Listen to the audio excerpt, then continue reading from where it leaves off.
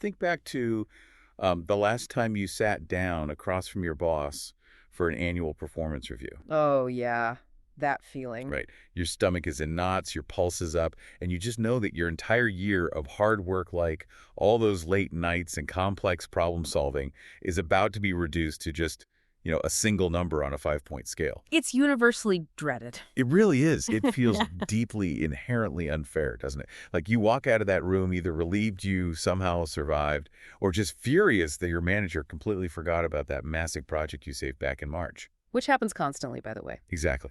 Well, if you have ever felt that way, today we are going to look at the hard empirical science proving that you are absolutely right. The system is broken. Completely broken. And we have the data to prove it. Yes, but more importantly, we are going to explore how it is finally being dismantled and rebuilt from the ground up. Which is the exciting part. We are doing a deep dive into a really comprehensive academic synthesis by Dr. Jonathan H. Westover. And this article examines a highly detailed framework called the 2026 Integrated Personnel Evaluation Model. Which was originally developed by a researcher named Illich, right? Correct. It is essentially a blueprint for the future of work. It synthesizes HR analytics, artificial intelligence, and crucially, psychological safety. Okay, let's unpack this, because this isn't just about making HR meetings, slightly less awkward for you and your boss. No, the stakes are much higher than that. They really are. This is about a massive collision happening right now in the workplace. The collision between cold, hard data like the fact that literally everything we do on a computer can now be tracked, and the human need for empathy and trust at work. Right. And for anyone listening who wants to be the smartest person in the room regarding the future of work, understanding this conflict between algorithmic objectivity and relational legitimacy is the absolute key. So we're basically figuring out how those two things, data and human empathy, can actually coexist without driving us all crazy. Exactly. Because organizations desperately want objective truth, right? They want the data. Sure, they want to know who is actually doing the work. But work is fundamentally a human endeavor. If you lean too far into the data, you just get a dystopian surveillance state. Right, nobody wants to work in a panopticon. But if you rely entirely on human judgment, well, you get bias, you get inefficiency. So Illich's framework uses data and AI to thread that needle, but it relies on a very structured application of human empathy. I love that.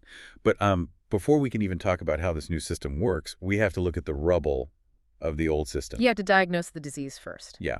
We need to understand exactly why the traditional annual appraisal is failing us so spectacularly. And from what I'm reading in this research, it basically comes down to the fact that we are using a tool built for a completely different century.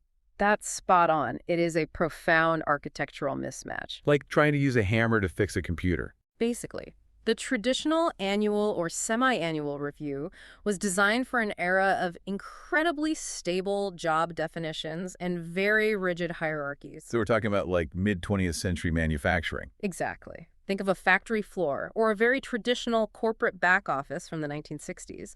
The work was highly repetitive. The outcomes were visible and tangible. Right. You make 100 widgets, the boss counts the widgets, boom, you're evaluated. And your job description on day one was virtually identical to your job description 5 years later. So a static yearly review made logical sense. But that reality is just gone for almost anyone working in the knowledge economy today. It is completely gone. Work today is incredibly dynamic. It's digitally mediated. You are likely collaborating with people distributed across multiple time zones. Yeah, we assemble into temporary project teams, do a sprint, disband, and then reassemble with totally different people next week. Right. So a job description today is practically obsolete the very moment HR prints it out. It's so true. And in this kind of environment, performance isn't about executing a repetitive task perfectly anymore. It's about adaptive capability. Meaning like how fast you can learn new things. Yes, how well you solve novel problems, how you share knowledge with your peers, and how you pivot when market conditions change overnight.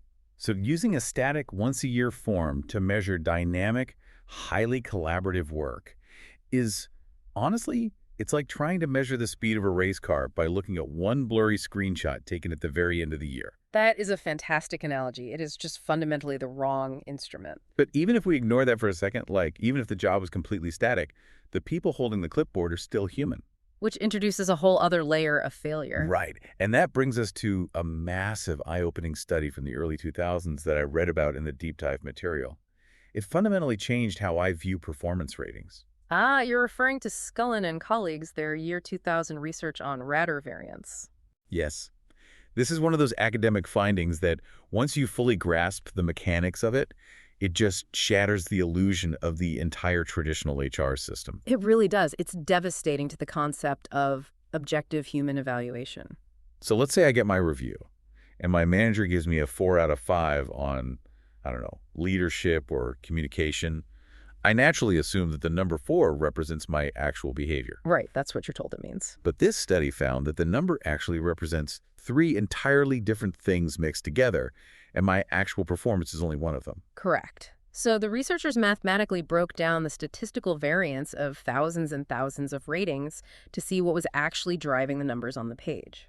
And what did they find? Well, the first component is, thankfully, the employee's true performance, the actual work you did. Okay, good. That's a relief. A second is just basic measurement error. The statistical noise inherent in filling out a vague survey with poorly defined terms. Like, what does a 4 even mean compared to a 5, really? Exactly. But the third component is what they termed rater-specific effects. And this is the truly disruptive part. These are the manager's personal biases, right? Yes. Like if the manager happens to value people who speak up really loudly in meetings because they themselves are loud, so they rate the quiet, methodical thinkers much lower. That is a perfect example. Rater-specific effects encompass everything from affinity bias, which is favoring people who share your exact background or communication style, to recency bias. Oh, recency bias is the worst. That's where the manager only remembers the project you finished last week and completely forgets the stellar work you did 9 months ago. It happens all the time. It also includes the halo effect, where if a manager likes one specific trait about you, they unconsciously inflate your scores across every other unrelated category on the rubric. And the kicker here, the thing that makes this so frustrating for anyone listening who has dealt with this, is the mathematical breakdown. The researchers proved that these manager-specific quirks often account for more of the final score than the employee's actual objective performance. Which is a staggering realization. It's wild. My boss's mood, or their personal preferences, have a mathematically heavier weight than my 12 months of grinding hard work. And when you understand that mathematically, the legitimacy of the entire system just evaporates. Employees aren't statisticians, obviously, but they have a very keen, intuitive sense of fairness. Oh, absolutely. You can feel it in the room when it's happening. They know when a rating is reflecting their manager's subjective distortion rather than their own effort. And when that happens, the evaluation completely loses all power to motivate. Because what's the point of working hard? It just becomes a bureaucratic game of managing your manager's moods. Exactly. Which perfectly explains why these annual meetings feel so incredibly awful. Mm. You walk in knowing you're not being evaluated on your work.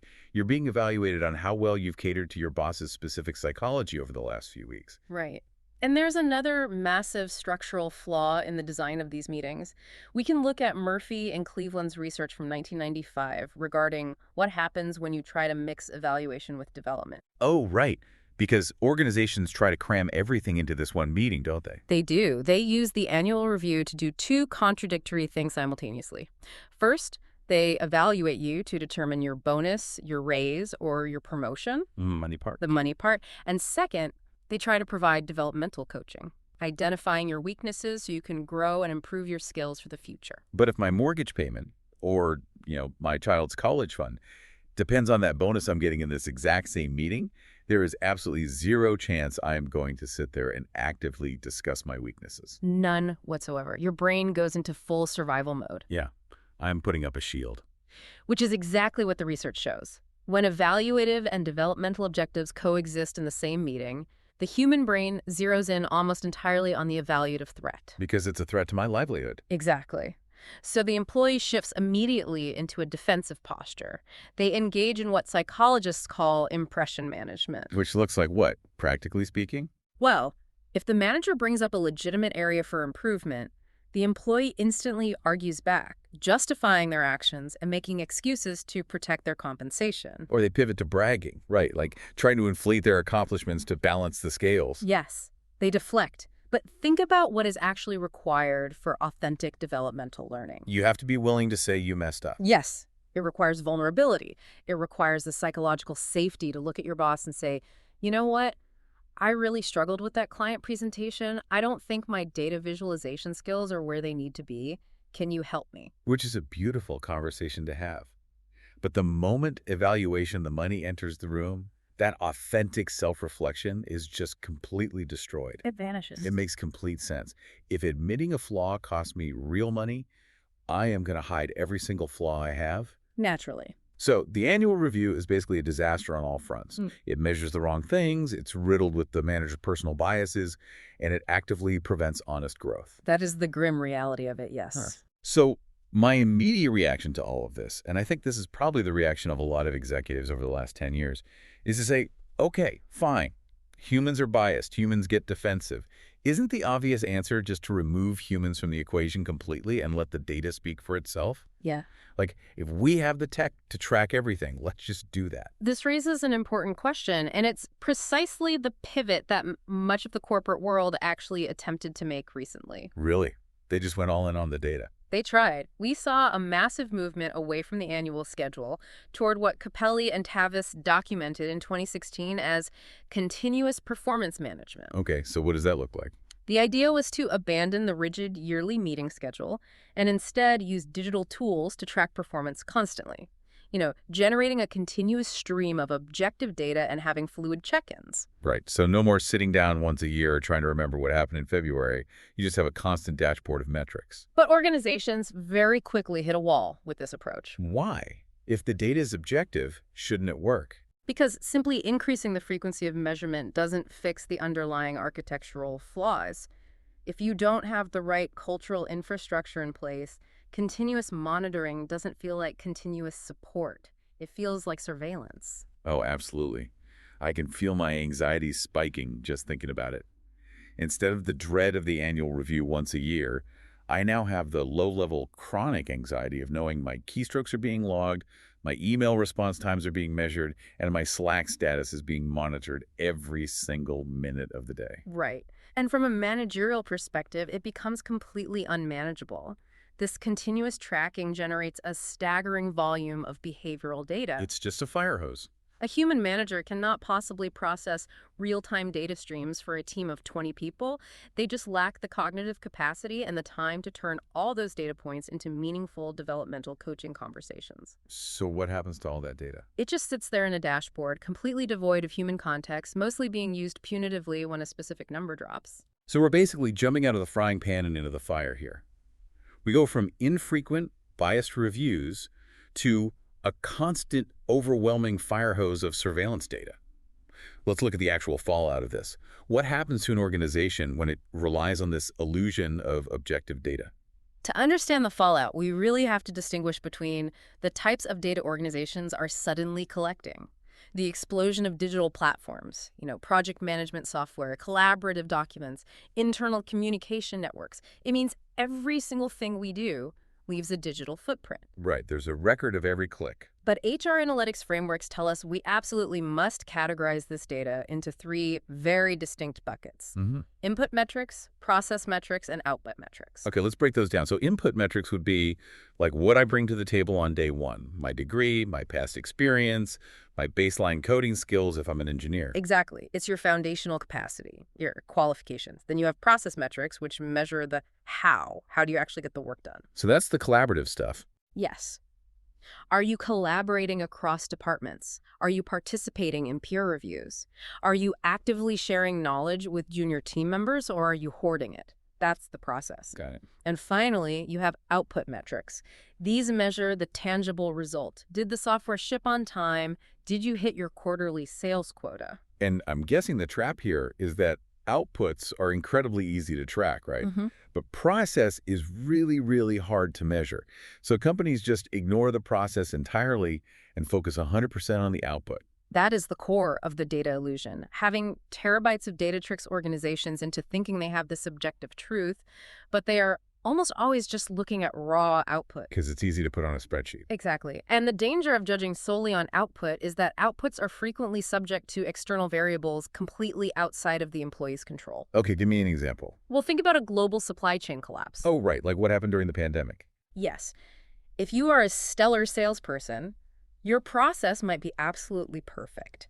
You're making the calls, you're building deep relationships, you have a great consultative approach. But if the factory in another country shuts down and you literally have no product to sell, your output drops to zero. And if HR is only looking at the output data, I look like a terrible employee, even though I'm doing everything right. Exactly. And that lack of context completely destroys trust. There is a paper by Angrave and colleagues from 2016 that points out that simply having data availability does not equal better decisions. You have to actually know what the data means. Right. Without what they call analytical literacy, the ability to understand the story and the context behind the numbers, metric systems just backfire. They lead directly to metric gaming. Oh, metric gaming, right. Yeah. Tell me what you're measuring, and I'll tell you exactly how I'm going to game it to look good. If you run, like, a customer service call center, and the only metric you care about is average handle time, meaning how fast the rep gets the customer off the phone, what happens? The reps just start hanging up on customers who have complex, time-consuming problems. Yes. They hit their target output metric perfectly. On paper, they look like your best employees. But in reality, they are completely destroying the company's customer relationships and brand reputation. Exactly. When metric systems are poorly designed and lack context, employees perceive the evaluation process as fundamentally unfair. And this has a massive organizational cost. Locke and Latham's research on goal-setting theory from 2002 demonstrates that performance improvement is entirely dependent on an employee actually accepting the goal. And nobody is going to accept a goal they think is rigged against them or completely out of their control. They won't. If the system feels arbitrary or context-blind, goal acceptance just plummets and motivation collapses. And the data on the business impact of this is striking. Fraser and colleagues in 2017 showed that top quartile companies in employee engagement, which absolutely requires fair, trusted evaluation systems, they enjoy roughly 20% higher profitability. Wait, 20% higher profitability just from having engaged employees who trust the system. Yes, better productivity and significantly lower turnover than bottom quartile companies. A 20% profitability swing is massive. That is literally the difference between dominating a market and going bankrupt. It is. But beyond the corporate balance sheet, there's a very real human toll here that we need to talk about. The research dives deep into how these flawed, surveillance-heavy systems impact employee well-being and cognitive function. This is where the science becomes incredibly urgent. We are finally moving past this outdated idea that well-being is just some peripheral HR perk, like having a ping pong table in the break room or free snacks. Right, it's not just about making people feel warm and fuzzy. Not at all. Deneve and his colleagues published a working paper in 2024 out of Oxford.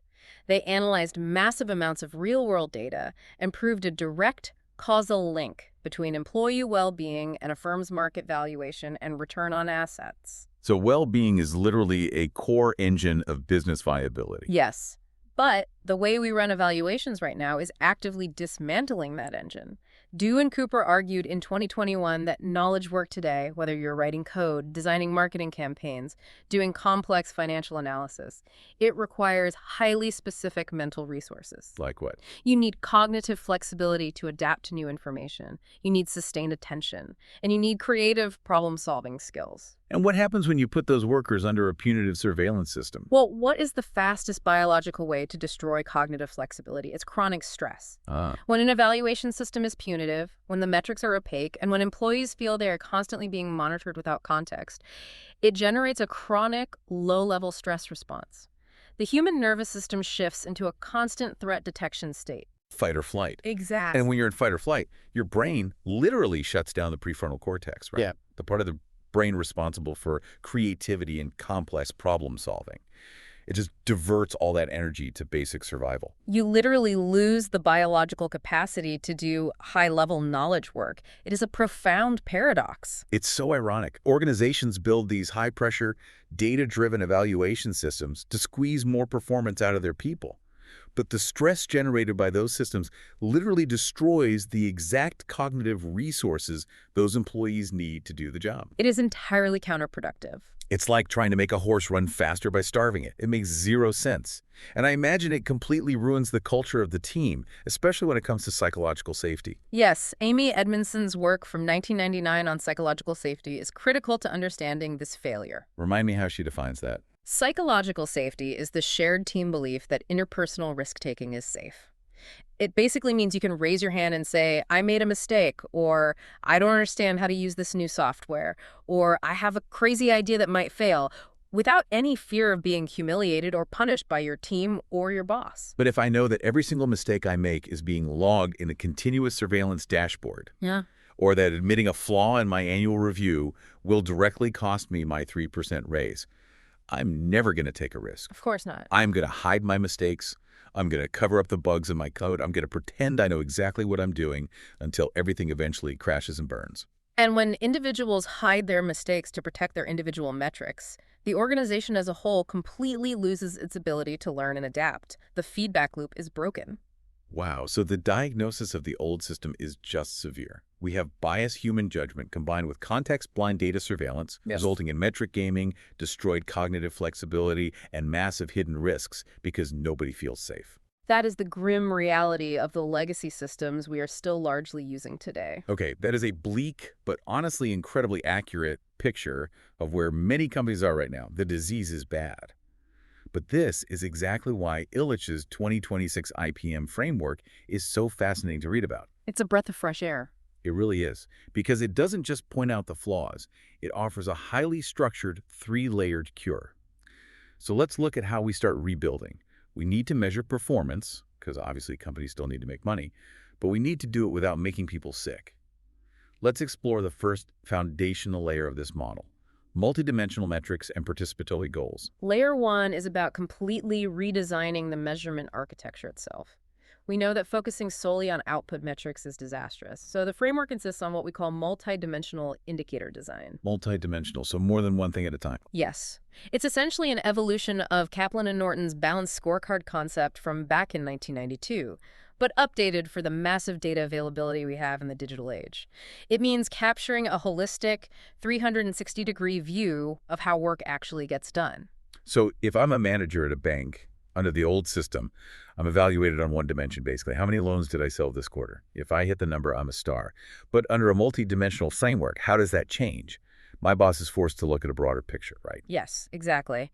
Now, revenue generation remains a metric, of course. The business still needs to function and generate profit. Sure. But that output metric is now strictly counterbalanced by other critical dimensions. So your evaluation would equally weigh a customer dimension. Meaning, are your clients actually satisfied, or are they filing complaints about you? Right. It would also weigh an internal process dimension. Are the loans you're originating actually high quality, or are you pushing through high-risk, terrible loans just to hit your raw output numbers? Right, because bad loans hurt the bank long term. Exactly.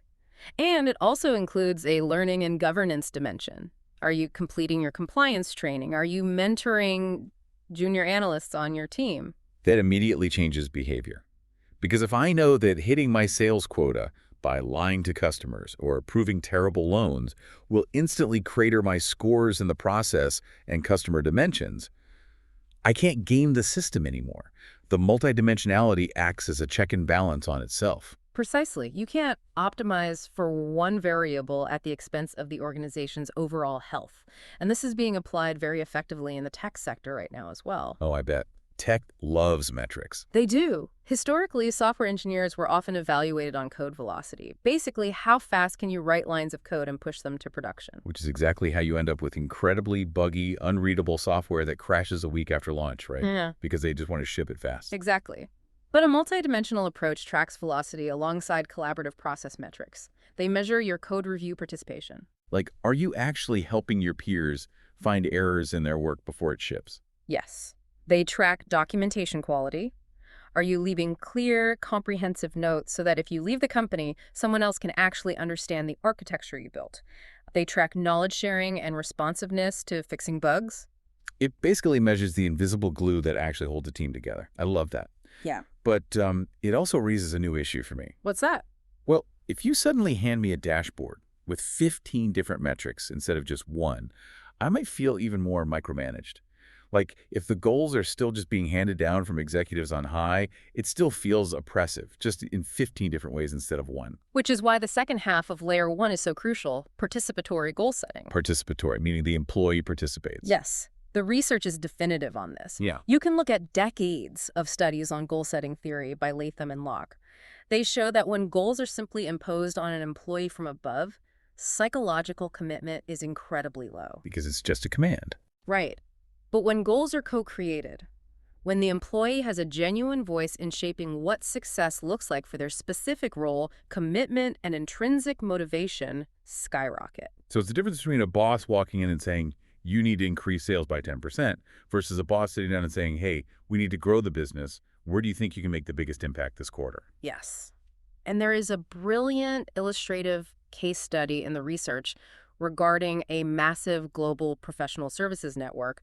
Think of a giant multinational accounting or consulting firm. Okay, high stress, long hours. Very high stress. Historically, their evaluation was ruthlessly tied to one metric, imposed billable hours. Yeah. It was a notoriously brutal top-down system that burned out their best talent at an alarming rate. Because if your only goal from on high is hitting 80 billable hours a week, you have absolutely zero incentive to innovate. You have no incentive to help your colleagues and literally no time to develop new skills. You're just a machine on a treadmill billing time. Exactly. So leadership finally recognized the unsustainability of this model, and they completely scrapped the top-down hour targets. Wow. What did they replace it with? They moved to co-created objectives and key results, or OKRs. This was popularized by John Doerr in 2018.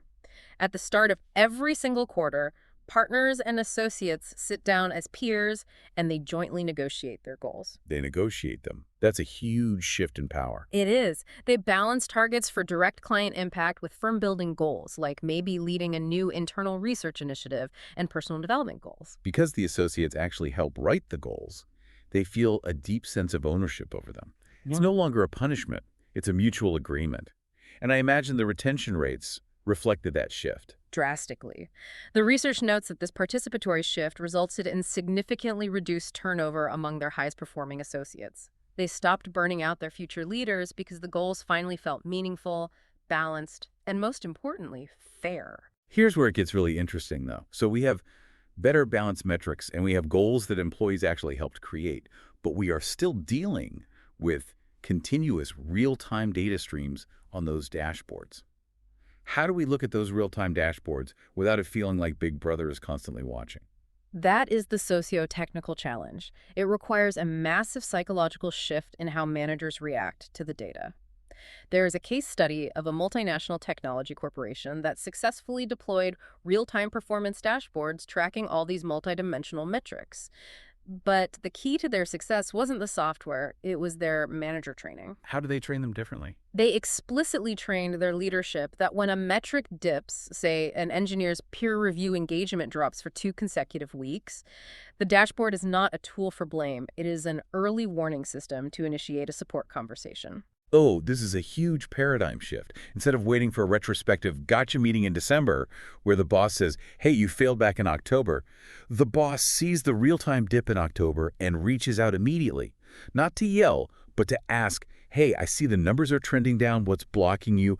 Are you overwhelmed right now? How can I help clear the path? It completely flips the psychological dynamic. The manager shifts from being an evaluator and a judge to being a collaborative problem solver and a coach. That sounds amazing, but there's always but it reveals a significant bottleneck, doesn't it? It does. It is relatively easy to purchase software that tracks multidimensional data.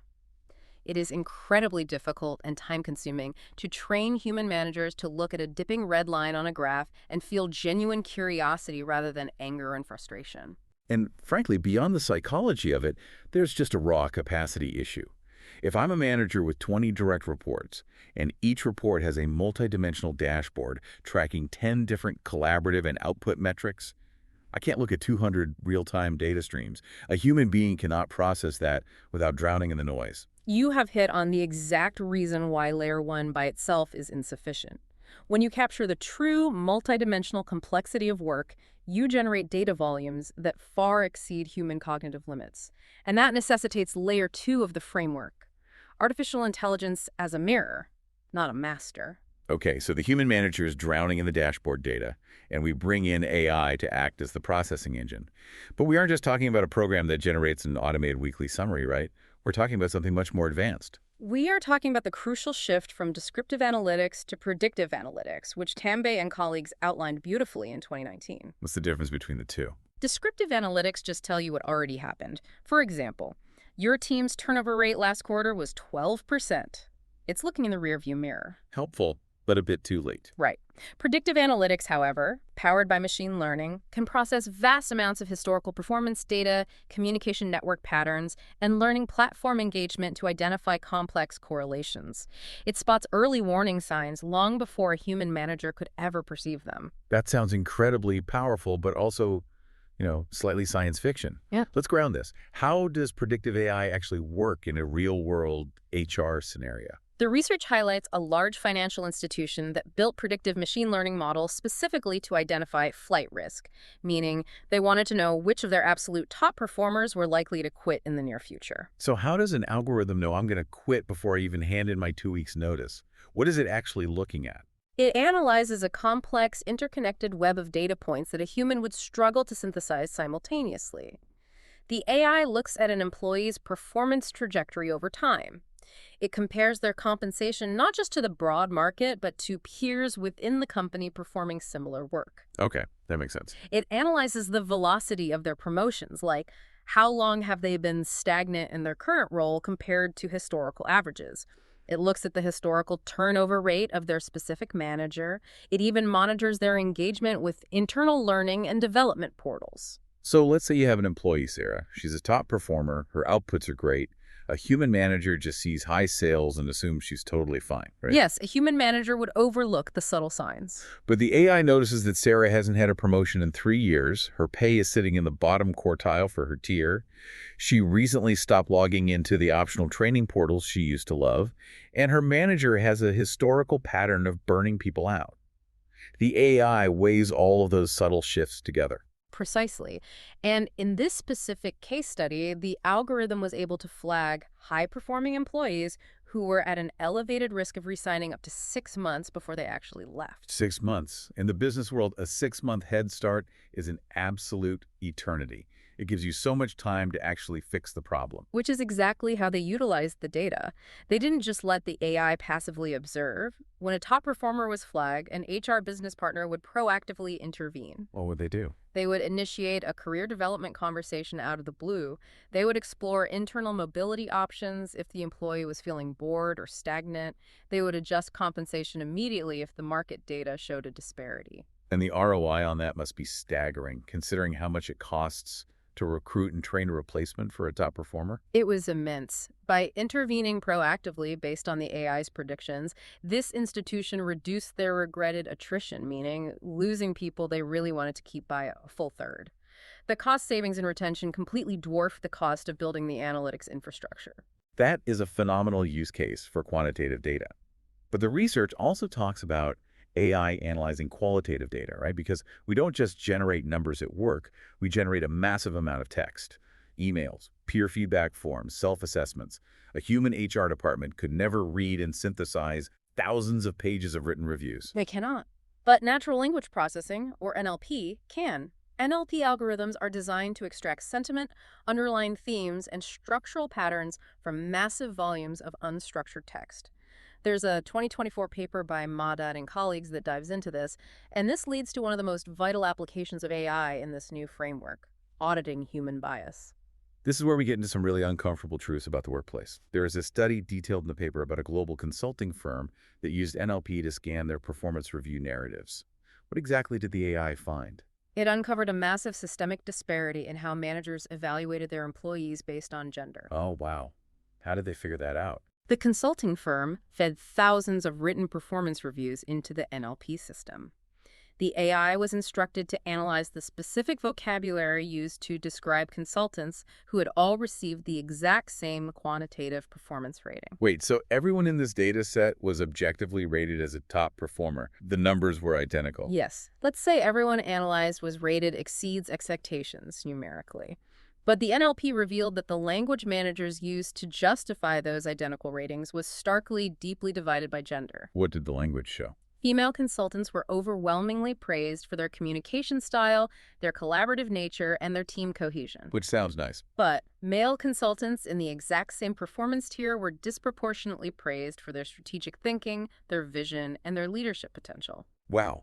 Let's just sit with that for a second, because the implications of that are profound. If I'm an executive looking at a pool of top performers for a major promotion to partner, and the women are consistently described as great communicators and team players, while the men are described as strategic visionaries, who is going to get the promotion? The individual described as a strategic visionary every single time. The algorithm successfully revealed a structural, unconscious bias that was completely invisible if you only looked at the aggregated numerical ratings. The numbers looked equitable, but the narrative reality was heavily skewed. But wait, this brings up a massive concern. We're relying on AI to process this data, but AI doesn't just spontaneously generate intelligence, right? It trains on historical data. That is correct. So if you have an AI that acts like a highly observant, incredibly literal assistant, and you hand it a history book filled with these biased reviews, won't the AI just learn that men are strategic and women are communicators? Think about it like an old GPS system that only knows the roads built before 1980. It will actively route you away from the new, faster highways because it literally doesn't know they exist. Doesn't AI just automate and accelerate our existing biases? What's fascinating here is that you have identified the most critical vulnerability in the entire system. Left unchecked, machine learning will absolutely replicate and scale historical discrimination. But in the consulting firm example, the AI wasn't used to write the reviews or make the promotion decisions autonomously. It was used as an auditing tool to hold a mirror up to the human managers. It caught the bias that the human HR team missed. Ah, I see. So it's not autonomous decision-making. It's diagnostic. It's saying, hey, humans, look at what you're doing. Exactly. But still, if we are using predictive models for things like flight risk or hiring, how do we ensure the algorithm itself isn't learning bad habits?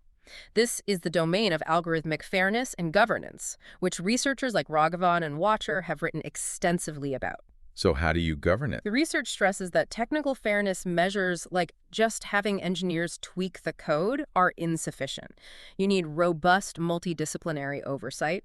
The paper details a technology company that established a formal fairness review committee to govern all HR algorithms. Who actually sits on a committee like that? Because if it's just a bunch of software engineers, they might miss the sociological nuances. Exactly. This committee deliberately broke down those silos. It included data scientists, yes, but also HR leadership, legal counsel, diversity and inclusion experts, and crucially, elected employee representatives. Wait, having actual employees on the committee reviewing the algorithm that judges them, Yes. that builds massive credibility. What exactly does this committee do? Their mandate is to enforce transparency and explainability. They conduct rigorous quarterly audits to ensure the AI's predictions do not disproportionately impact any demographic group. More importantly, they ensure the AI operates transparently. What does transparency look like for an algorithm? It means that if the algorithm flags an employee as a flight risk or suggests a particular development path, it cannot just be a black box output. The manager and the employee must receive a plain English, interpretable rationale explaining exactly why the algorithm reached that conclusion, identifying the specific data vectors it weighted. Explainability. I love that word. The computer isn't allowed to just say fire Bob or promote Sarah. It has to show its work. It has to say, based on a 15% drop in peer review scores and stagnant compensation, here's the risk. That allows a human to look at the logic and say, actually, the computer lacks context here. Precisely. Which leads us to the ultimate bottleneck of this entire model. You can have the most perfectly balanced, multidimensional metrics from layer 1. You can have the most sophisticated, bias-audited, predictive AI from layer 2. But eventually, all of that data has to be delivered to a human being. Right. A manager has to sit down across a desk or jump on a video call and actually talk to the employee about these insights. And if the manager delivering this highly accurate, beautifully synthesized data is defensive, aggressive, or completely lacks emotional intelligence, the entire multi-million-dollar system still collapses. It shatters completely. The technology is useless without relational trust. And that brings us to the crucial layer 3 of the IPM framework: empathy-led leadership and well-being. Exactly. Technical upgrades to evaluation are entirely insufficient without a simultaneous transformation in the relational quality of the conversation itself. Empathy is the specific mechanism that prevents data-driven evaluation from feeling like dystopian surveillance. But how do you actually operationalize empathy? I mean, empathy feels like a personality trait. Some people are naturally empathetic, some people just aren't. You can't just send out a corporate memo saying, attention all managers, effective Monday, please be 20% more empathetic. It just doesn't work. You're right. You cannot mandate a feeling, but you can structuralize the behaviors associated with empathy, and that begins by shifting the timing and the stakes of the conversation. How so? empathy is very difficult to maintain in a high-stakes, once-a-year meeting where your compensation is on the line. The framework requires moving to continuous microfeedback conversations embedded in the flow of daily work. There was a really compelling example of this in the research involving a healthcare organization. And healthcare is arguably one of the most high-stress, high-stakes environments imaginable. Absolutely. This organization was suffering from severe nursing turnover, and internal surveys revealed it was largely driven by the extreme anxiety generated by formal, episodic performance evaluations. The annual review was literally driving nurses to quit. Yes. So they completely redesigned the manager training. They eliminated the practice of stockpiling feedback for a yearly review. Instead, nursing managers were trained to deliver immediate behavior-focused microfeedback using a very specific low-stakes framework. What did that framework look like in practice? It was incredibly structured. The manager would say, here's the specific behavior I noticed today, here's why it impacts the team or the patient, and here's what excellence looks like in this scenario. If a nurse handled a difficult patient interaction poorly, the manager addressed it that same afternoon, briefly, collaboratively, and then it was over. It makes it so much smaller. It completely removes the existential dread. It's no longer a referendum on whether you are a good or bad human being. It's just a minor course correction on a specific Tuesday afternoon. Yeah. And what was the outcome for the hospital? They documented a massive increase in psychological safety and a significant measurable decrease in nursing turnover. By lowering the stakes and increasing the immediacy, feedback transformed from a weapon of judgment into a genuine tool for learning. That's incredible. Yeah. Another brilliant way to structurally force empathy and change the power dynamic is how a meeting actually begins. Right. There was a manufacturing company mentioned in the paper that flipped the script entirely by utilizing structured self-reflection. Yes, this is a profound shift in agency. In this manufacturing setting, before any performance conversation takes place, the employee completes a comprehensive, structured self-assessment. So they grade themselves first. More than just a grade. They review their own multidimensional data, they evaluate their progress against their co-created goals, they explicitly identify 2 things they would do differently in the next quarter, and they propose the specific training or capability development they need. I absolutely love this mechanic. Yeah. Because when the employee finally sits down with their manager, the manager isn't delivering a verdict from on high. The manager is forced to listen first. They are responding to the employee's own self-diagnosis. Exactly. It structurally forces the manager out of the role of an adjudicator and into the role of a coach. It operationalizes the core belief that employees should be actor agents in their own career development, not just passive subjects waiting to receive a grade. But even with these structures, organizations have realized they must go further. If you want managers to truly adopt this coaching posture, you have to institutionalize empathy. It must have organizational teeth. Meaning, you have to hit them where it hurts. You have to grade the managers on their empathy, which sounds amazing. Imagine if your boss was explicitly evaluated and paid based on whether they were actually supportive of you. It fundamentally rewires corporate incentives. The research highlights a professional services firm that took this leap. They integrated a specific competency, develops others through empathetic coaching, into their core evaluation framework. And they didn't just make it a minor footnote. They weighted it at 20% of a manager's overall performance review. 20%. That is massive. You could be hitting all your financial targets. Yeah. But if you are failing as a coach, you fail your review. But again, how do you mathematically measure empathy? Is it just an HR vibe check? It is highly rigorous.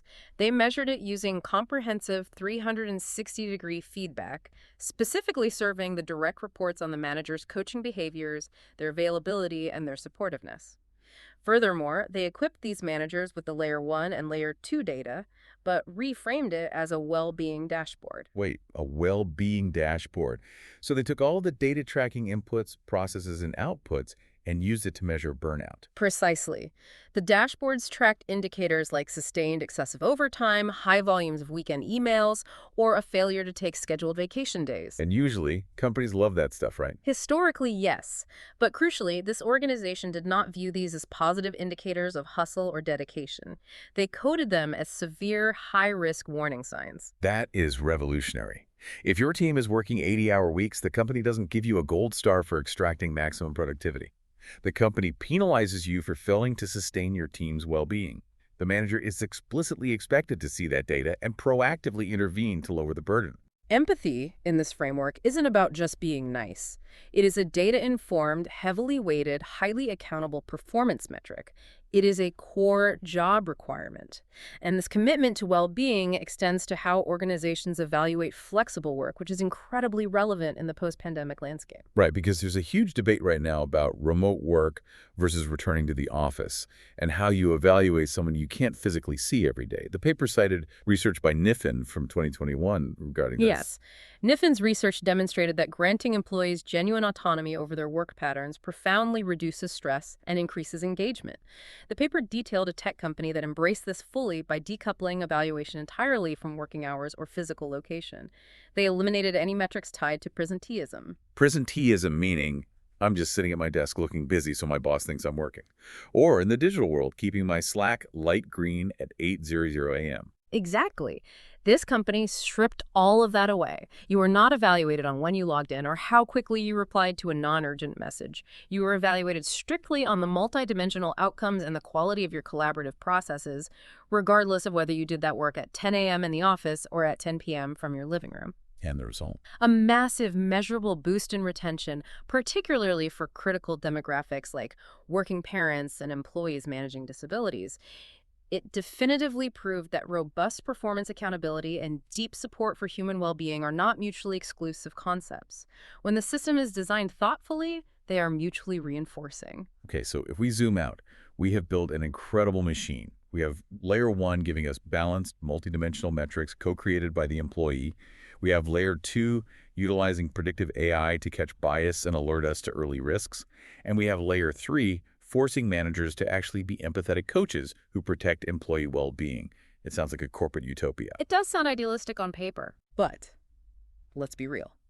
If an HR executive listens to this, goes into work on Monday, and announces they are rolling this out, the average employee is going to roll their eyes and say, oh great, another massive HR initiative that will flame out in 6 months. The skepticism is deep. And the skepticism is entirely justified based on how poorly organizations have managed change in the past. Implementing the IPM framework is not an IT project. You don't just install new software. It is a fundamental structural renegotiation of the psychological contract between the employer and the employee. Let's explore that term. What exactly is a psychological contract in this context? The psychological contract represents the unwritten expectations and obligations between an employee and their organization. Historically, that contract has been strictly evaluative. The organization holds the power, it judges the employee, and the employee strategizes to manage impressions and survive the judgment. It's adversarial. Yes. Illich's framework requires recalibrating that to a developmental contract, where the primary purpose of evaluation is mutual learning and capability building. But you can't just tell people, hey, trust us, this is for your development now, if the very same meeting still dictates whether they can afford a summer vacation. You've hit the nail on the head. You cannot change the psychological contract if development conversations remain inextricably tied to immediate compensation decisions. The research dictates that organizations must explicitly decouple the development dialogues from the financial calibration processes. So they have to be two completely separate meetings at totally different times of the year. Exactly. One meeting is purely, how are you doing? Where are your roadblocks? How do we build your skills? And a totally separate later process determines the financial bonus based on the aggregated data. Because when employees trust that an honest discussion of their current struggles or skill gaps won't be immediately weaponized against their paycheck, they engage authentically. They drop the defensive posturing. Right, but executing this dual-track system requires massive managerial skill. You cannot just hand a middle manager a complex predictive AI dashboard and say, go be a developmental coach. Right, because most middle managers were promoted because they were good at their individual jobs, not because they had degrees in psychology or data science. Precisely, which is why successful organizations must aggressively develop distributed capability. The paper provides a phenomenal roadmap for this, detailing a multinational corporation that implemented what they called a manager quality index. They understood that layer 3 empathy depends entirely on capability, so they made this index worth 30% of a senior manager's evaluation. 30%. That is massive. What specifically went into that index? How did they actually measure quality? It was a composite score that tracked the engagement levels of their direct reports, the turnover rates within their specific team, the rate at which they were promoting people internally, and highly detailed 360-degree coaching ratings. If you consistently fail to develop your people, you failed your performance review, period. Even if your division hit every single financial target. Yes. Your failure as a leader superseded your financial output. That sends an unmistakable message to the entire company. But it also sounds terrifying for a manager who doesn't know how to coach. Did they just fire all the bad managers? No, because they paired this extreme accountability with extreme support. They didn't just punish. They provided extensive resources. Managers were put through rigorous coaching certification programs. They received targeted training on how to interpret data analytics without bias, and they were placed in peer learning cohorts. So the organization made success in people management just as consequential and just as resourced as delivering business results. That is how you actually shift a culture. You rewire the incentive structure and provide the training to meet the new standard. But there is one final layer of trust required here, and it loops back to the technology. Okay, what is it? If I'm an employee in this new system and an AI is predicting my flight risk or analyzing my peer reviews, I need to know I'm not at the mercy of a rogue algorithm. We need guardrails. And those guardrails are rapidly becoming a legal requirement, not just a best practice, right? Exactly. We are seeing massive shifts in regulatory compliance regarding algorithmic governance, particularly propelled by frameworks like the European Union's AI Act and the GDPR. These regulations are fundamentally forcing companies to ensure that any algorithm that has a significant impact on an individual's career is completely explainable. Right, which goes back to our earlier point about the Fairness Committee. The computer has to show its work. But the regulations go further than just explainability. They do. They introduce the vital legal concept of contestability. Contestability, meaning the fundamental right to argue with the computer. Precisely. If an algorithm flags you as a high flight risk or suggests a lower performance trajectory based on its data models, the organization must provide a formal mechanism for you to challenge that conclusion. That's huge. You must have the right to request a human review, to interrogate the data the machine used, and to provide contextual information that the AI, being a literal machine, may have entirely missed. Can you imagine the power of that?